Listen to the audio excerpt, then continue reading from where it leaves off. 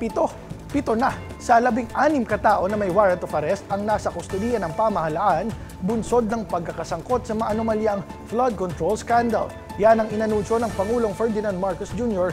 kaninang umaga. Ayon sa Pangulo, isa sa mga ito ay naaresto ng National Bureau of Investigation o NBI at ang 6 naman ay voluntaryong sumuko sa Criminal Investigation and Detection Group o CIDG. Napag-alamang ang isang nahuli ng NBI ay hindi natagpuan sa kanyang tirahan, kaya't paalala ng Pangulo, mananagot ang sinumang nagtatago o tumutulong magtago sa kanila. Kaya't sinasabi natin, yung mga may balak na tulungan itong mga ito, ay ang pinakamalaking tulong na ibigay ninyo sa kanila ay mag-surrender na sila.